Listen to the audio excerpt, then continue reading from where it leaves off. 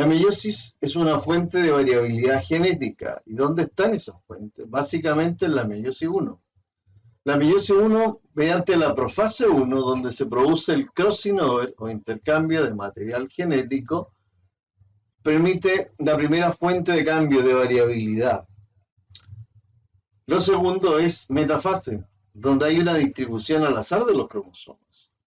Y lo tercero que proporciona la meiosis 1 es que reduce el número de cromosomas a la mitad de inmediato en la anafase 1. Cuando si yo tengo 46 cromosomas, la mitad se va para allá y la otra mitad se va para acá. Por eso es que las células diploides pasan a ser haploides, o sea, con la mitad del número de cromosomas. Si a esto le pongo números, ahí pongo 46 cromosomas. Y acá pongo 23 y 23 cromosomas. Cromosomas dobles. ¿Ya? Yo hago un dibujo paralelo acá. Esto es un par de cromosomas homólogos. Y de esos tenemos 23 pares. En la meiosis 1 ellos intercambian material genético. Por ejemplo, si este es paterno negro, aparece el materno con una pata negra y el paterno con una pata blanca. Ya hizo crossing over. Intercambio de material genético entre las cromátidas internas. Luego tenemos que en la meiosis 1, si esto es diploide 2N, acá tenemos dos células con ¿qué? Aquí está con la pata negra y el otro está negro, negro, negro con la pata blanca. Ya, negro, negro entero. ¿Ven? Diploide, 2N, y estos ya son haploides. En la anafase no se ha duplicado el centrómero en la 1, por lo tanto los cromosomas que hay, si son 46, 23 se van a ese lado, 23 se van al otro lado. Eso se llama fase reduccional. Ya. Y se producen las dos fuentes de variabilidad genética. Fase 1, metafase 1. ¿Qué pasa en la meiosis 2? Que es ecuacional. Acá tengo que cada célula N, ¿está? Me quedo más chica esa, la voy a agrandar. Ahí está. 4 células haploides. En la gametogénesis humana, si la separamos en espermatogénesis y ovogénesis, en la espermatogénesis, estas 4 células son haploides y corresponden a 4 espermios. Espermátida y después espermio. Si es mujer, de estas 4 células, una es viable y las 3 degeneran, generándose un óvulo en cada ciclo menstrual o ciclo ovárico. Vamos a ver luego en la gametogénesis. Ahora, si lo llevamos allá a los cromosomas reales, no los números, nos damos cuenta que esta célula da origen a 2. Cuidado ahí, que no se nos mezclan. Y acá tenemos esto. Entonces, yo tendría que dibujar esto, ¿ya? En la meiosis 2 sí hay duplicación del centrómero, de tal manera que cada duplicado cromosómico da origen a 2 cromosomas. Este tiene la pata negra, ¿eh? Al otro lado tenemos al negro con la pata blanca, esa, y el otro negro completo. Ahí tenemos entonces la meiosis 2. Y hay 4 gametos diferentes. Eso significa variabilidad genética. Por lo tanto, un hijo no es igual ni al padre ni a la madre. Tiene características del padre y de la madre, pero no es un clon de él. Tiene sus propias características por la mezcla, la combinación de todos los genes paternos y maternos. Si heredó de este cromosoma, a lo mejor va a tener muchas características casi iguales. Si este cromosoma, este espermio, va a tener, miren, paterno-materno, la mezcla. Acá igual, lo mismo, y allá paterno entero. Entonces, rasgos que son muy dominantes y que pasan directamente a la descendencia, y hay otros que aparecen como una combinación, pero el total es diferente.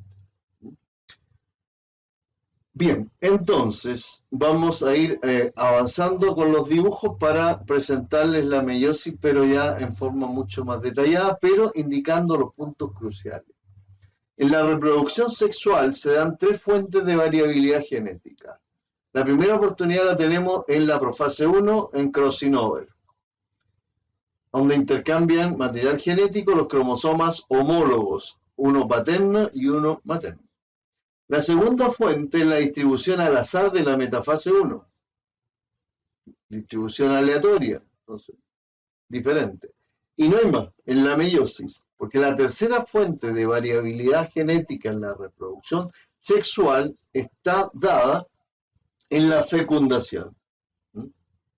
Ustedes, que son jóvenes, no tienen idea cómo van a ser sus hijos, porque quizás todavía ni conozcan al padre. Y ese padre trae una carga genética de una familia totalmente diferente a la de ustedes. Entonces el hijo que van a tener va a tener características tanto de toda la carga genética familiar de ustedes, más la carga familiar de la otra persona que a lo mejor todavía no la conocen. ¿Bien? Y ahí va a resultar entonces una combinación de información genética. Fíjense, si fuera extranjero, la persona con la cual van a tener el hijo va a traer toda una carga genética del país de donde viene. Así que hay fuentes de variabilidad genética importantes en la meiosis y la otra es en la fecundación, cuando se unen gametos. Bueno, vamos a ver entonces un poco de lo que estábamos conversando. Saltándonos todas estas etapas de la profase, de la meiosis 1, del leptonema, el paquinema, el cigonema, lo más importante el paquinema o paquiteno, que es lo mismo, donde se produce el crossing over. Así que veámoslo de inmediato. Nos vamos al paquinemo o paquiteno, que es lo mismo, donde está el crossing over.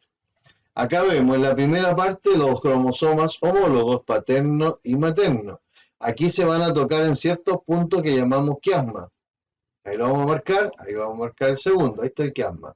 Y el tercero, después del quiasma hacen el intercambio de material genético y ahí lo vemos, lo que les mostré en la pizarra, ¿ya? Un cromosoma amarillo que tiene una pata interna azul y el azul tiene una pata amarilla. Ahí se produjo el crossing over, el intercambio de material genético. Bueno, después nos vamos a la metafase, donde los cromosomas se distribuyen en forma aleatoria y constituyen la segunda fuente de variabilidad genética. La anafase que viene ahora tiene como característica que no hay duplicación del centrómero. Entonces los cromosomas que hay, si son 46, 23 se van a un polo y 23 se van al otro polo y viene la telofase. Pues lo deja convertido en dos células con la mitad de la información genética. Pasan a ser haploides.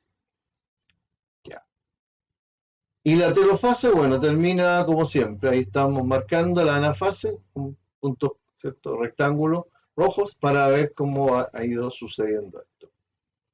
Y la telofase viene junto con la citodiéresis, se reconstituye la membrana nuclear por mientras. ¿Por qué razón? Porque viene de inmediato la meiosis 2. Y viene un periodo de intercinesis, que es un periodo de transición, ¿ya? Entre una meiosis y otra, no ocurre nada importante.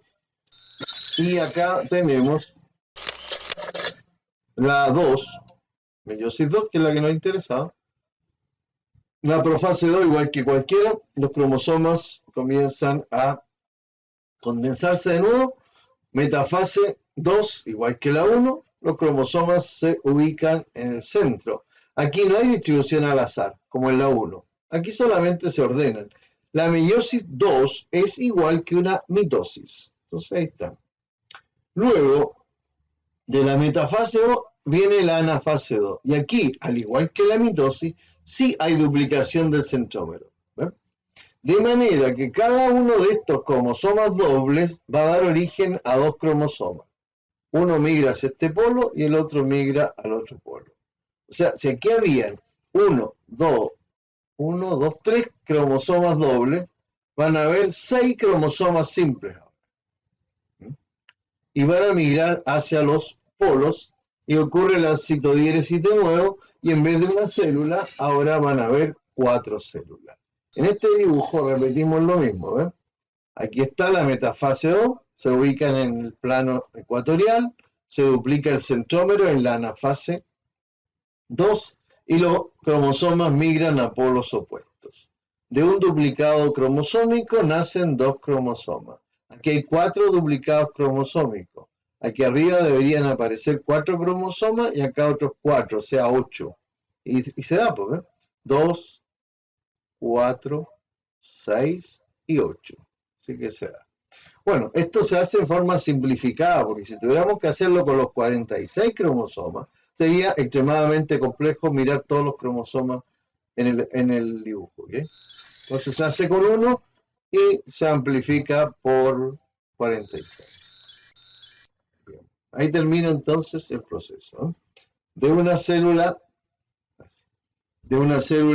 diploide que estaría acá, damos como resultado 4 células haploides diferentes, las 4, por las posibilidades del crossing over y la distribución al azar.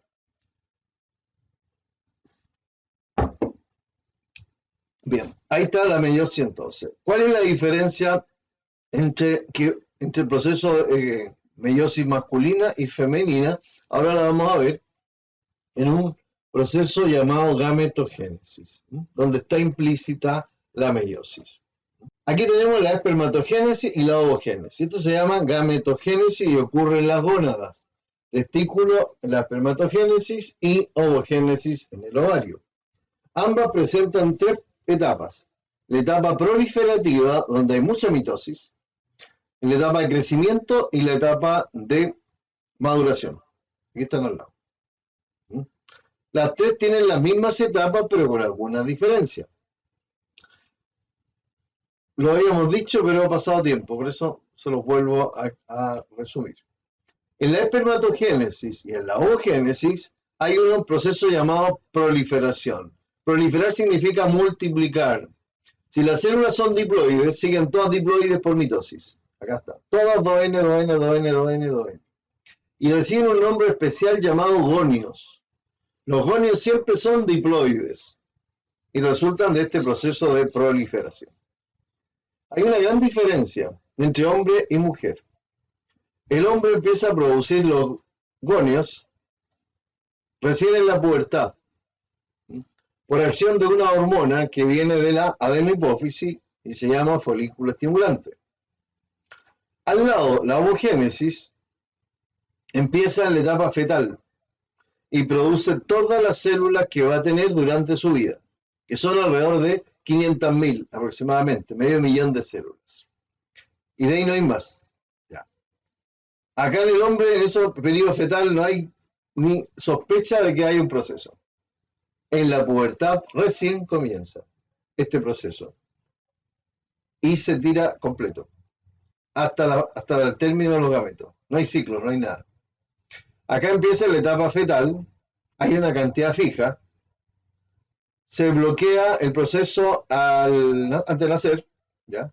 Y se continúa en la pubertad, pero por acá, o sea, de etapa fetal pasamos por la proliferación, mujeres, crecimiento y meiosis interrumpida. Y que cada ciclo ovárico menstrual, una de estas células completa el proceso, entre paréntesis. Y hay un periodo en el cual se maduran y se terminan. La menarquia es cuando empieza la primera célula a completar su meiosis y la menopausia es cuando termina la última célula. En cambio acá empieza en la pubertad, no tiene término, puede durar hasta que uno se muere. Vamos entonces viendo diferencia importante. Acá, en la fase proliferativa, como decíamos, hay una diferencia de tiempos de inicio. Etapa fetal, pubertad. Cantidad, esta es infinita, es decir, no tiene límite. No sabemos cuántos. Y esta es finita, porque tiene una cantidad. Son entre 400.000 y 500.000 células. llamadas ovogonios. Y si son de acá, se llaman espermatogonios. Luego, crecen.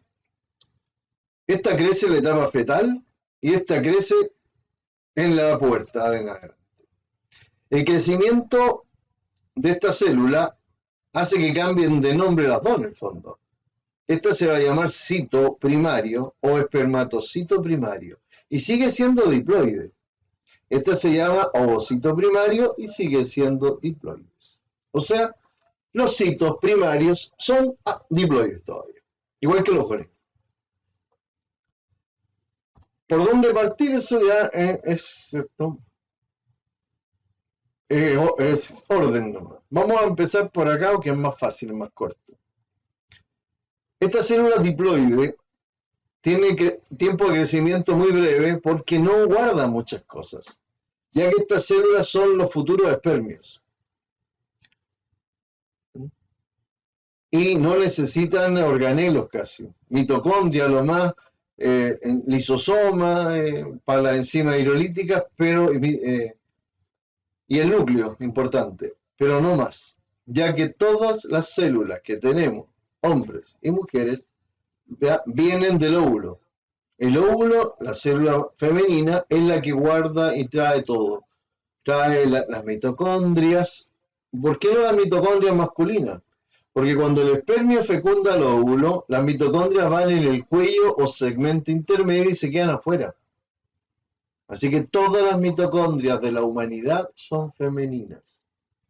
No existen. Yo no puedo transmitir mis mitocondrias a mi descendencia porque se quedaron afuera. ¿Ya? Solamente lo que puedo aportar es un centríolo y el material genético que son los 23 cromosomas.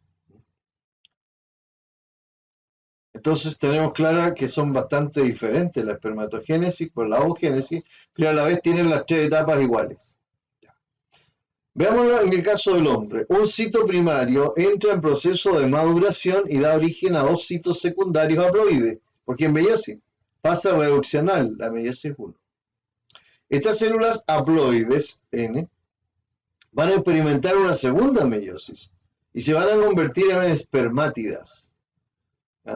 Aquí hay cromosomas doble y aquí hay cromosomas simple. Las espermátidas, a diferencia de la ovogénesis, experimentan una etapa de diferenciación. ¿Qué es lo que hacen? Adquieren un cuello, segmento intermedio y una cola o flagelo. Se convierten en espermios o espermatozoides. ¿Sí? Todo esto acompañado por unas células llamadas células de Sertoli, que van acompañando el proceso de maduración de los espermios. Si nosotros nos vamos exclusivamente a la espermatogénesis y después tomamos a la ovogénesis, miren, nos vamos a dar cuenta de que aquí estamos separados. Y dentro de la maduración está la diferenciación para formar espermatozoides.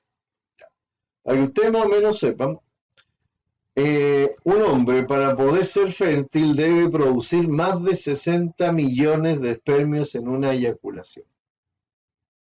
Más de 60. Si tiene menos de 60 millones de espermios, va a tener problemas para la fecundación. En esos casos se podría hacer una fecundación asistida, una inseminación artificial, que consiste en dejar los espermios cerca del útero para que viajen solos hacia arriba, porque son tan pocos que no alcanzarían a llegar ninguno arriba. Estamos hablando de 60 millones. En una eyaculación normal se liberan alrededor de 300 millones de espermios. 300 millones que buscan un solo óvulo.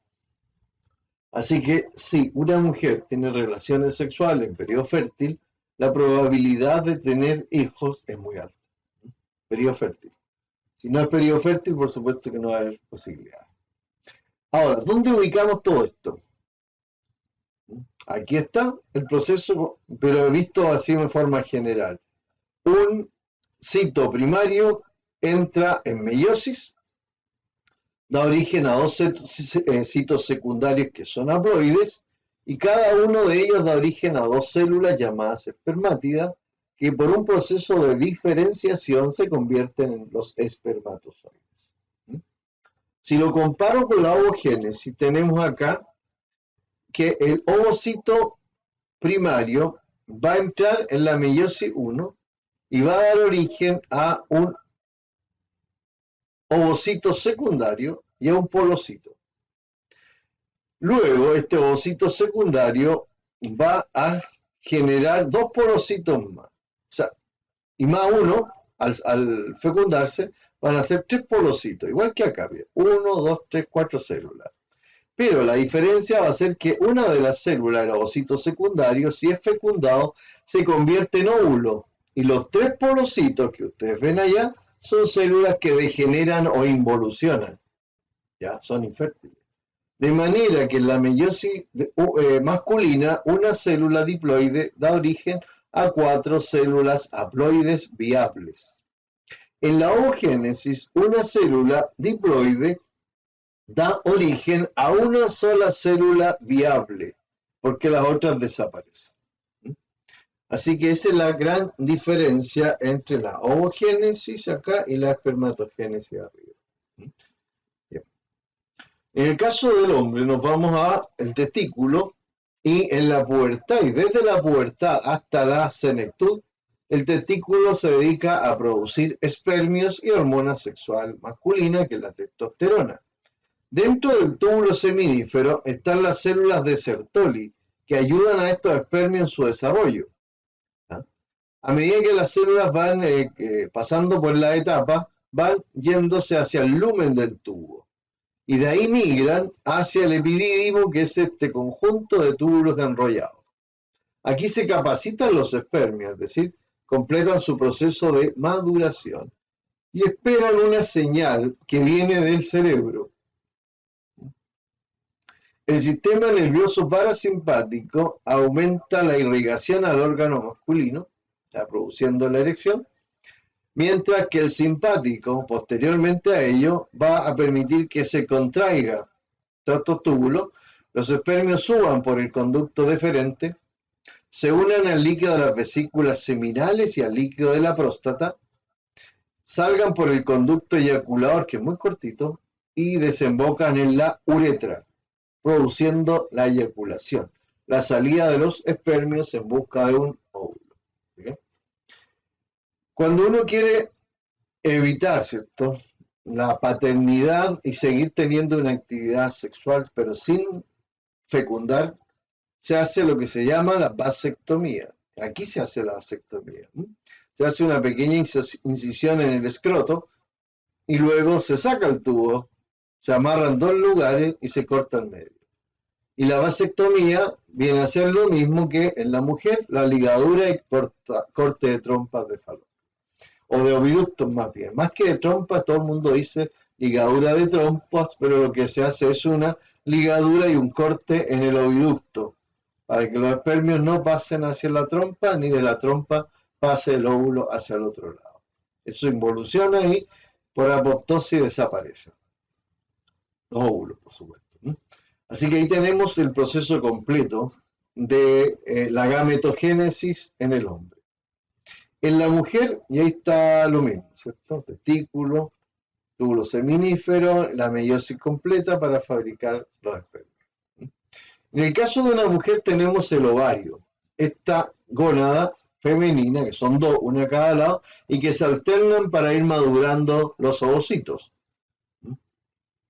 El proceso acá consiste en casi lo mismo, pero decimos que empezó en la etapa fetal, y en la etapa fetal, voy a ampliar acá un poquito, tenemos folículos, 400.000 folículos primordiales. Estos folículos primordiales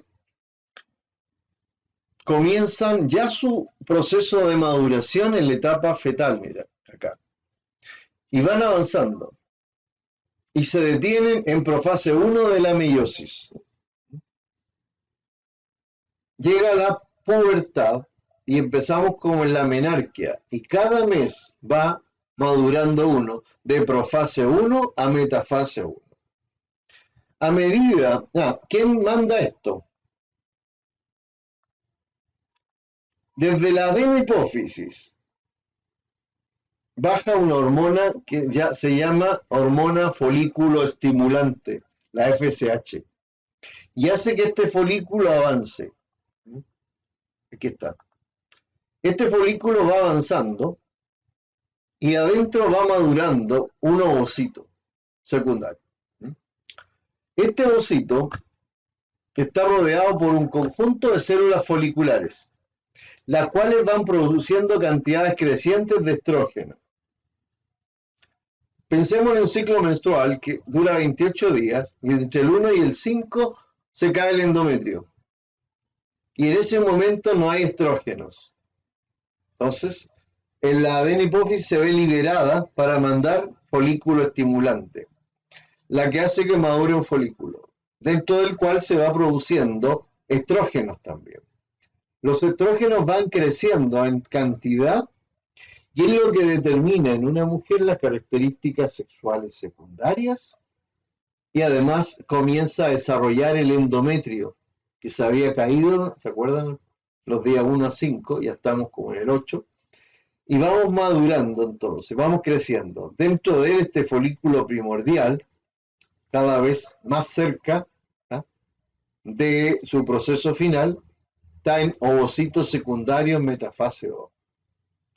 El día 14, una cantidad tremenda de hormona luteinizante es descargada por la adenohipófisis, lo que permite dos cosas. La primera, la más importante, que se rompa el folículo de Graf, el que llevaba dentro el ovocito, y lo libere. Este ovocito secundario está en metafase 2. La mayoría de la gente llama óvulo a esto, pero no es óvulo.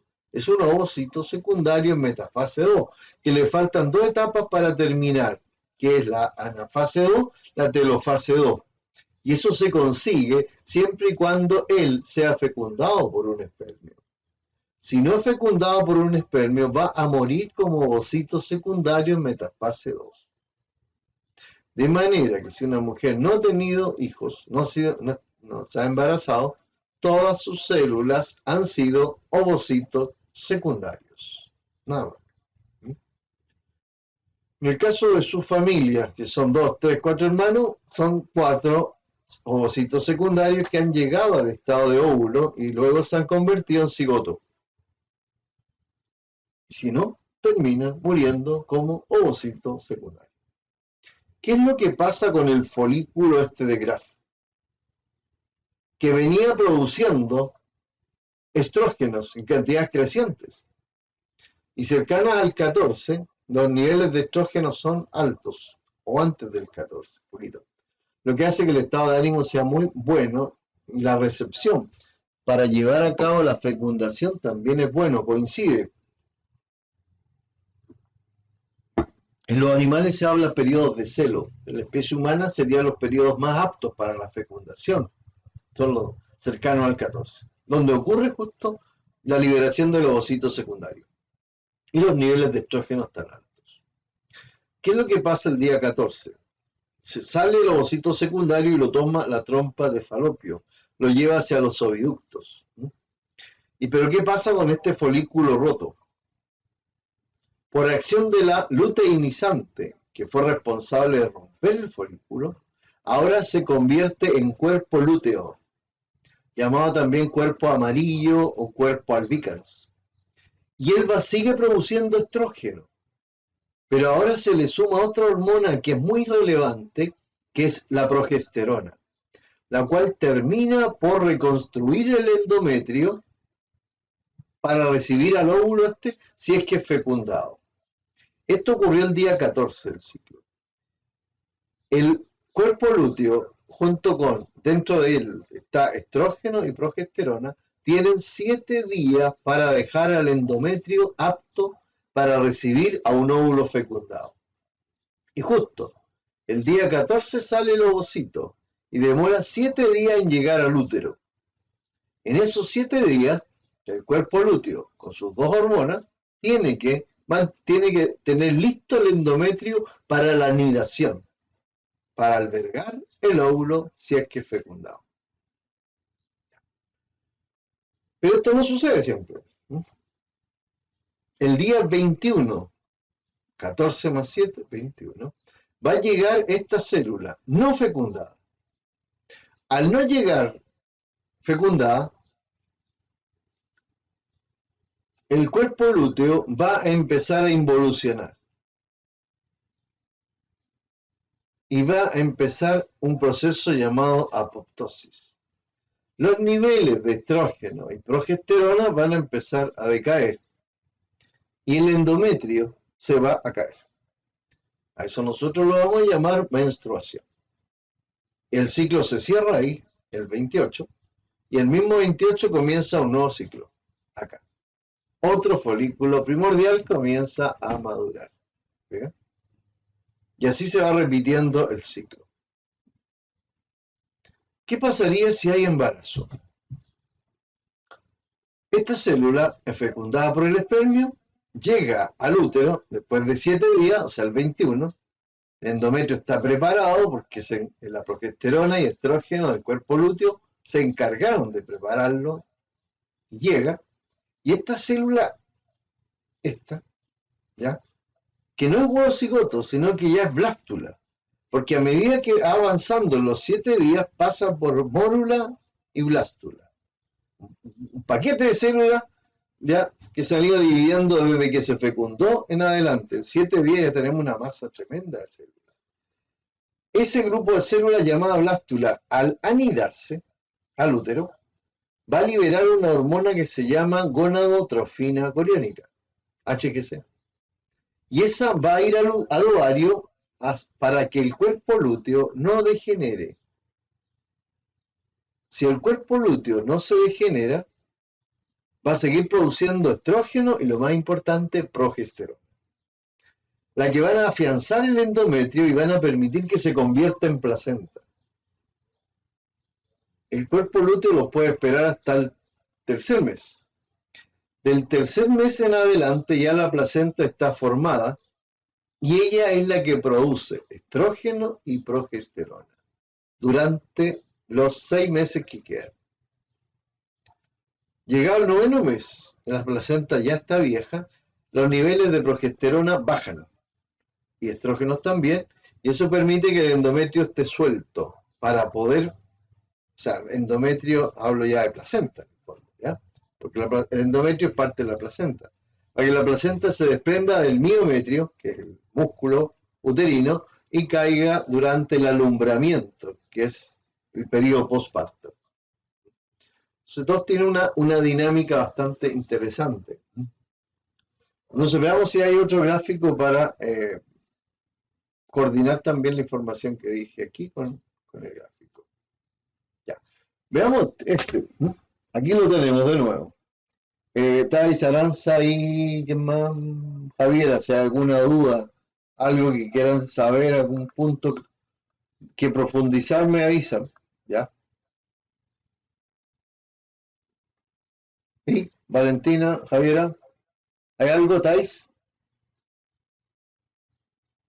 ¿Sí o no? Y seguimos.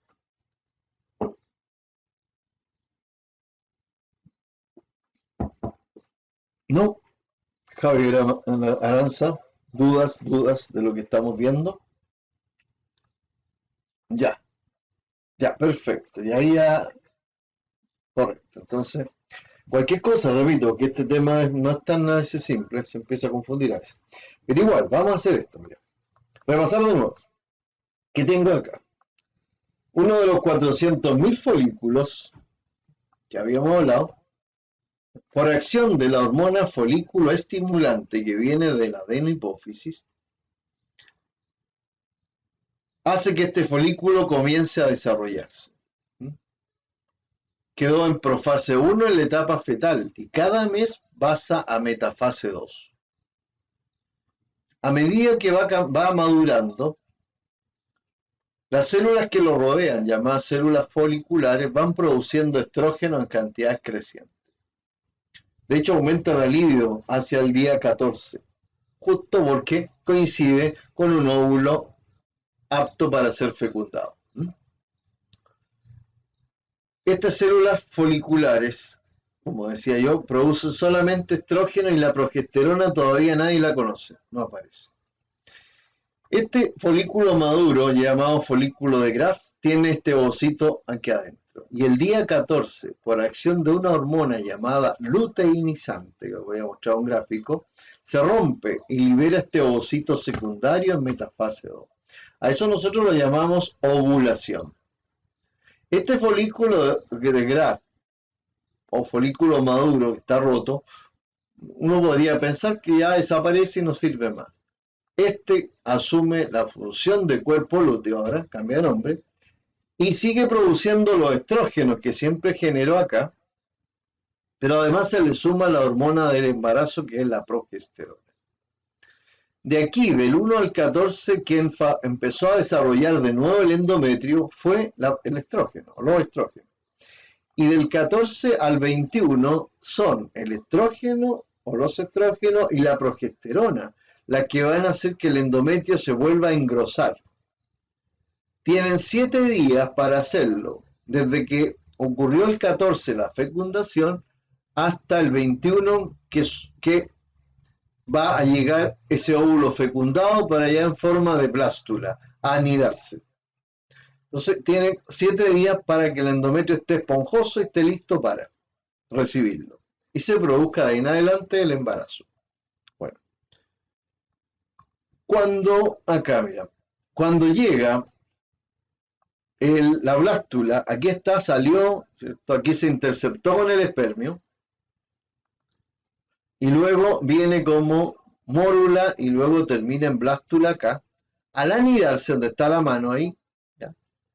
Las células que rodean a la blástula, llamadas células del trofoblasto, van a producir una hormona llamada HGC.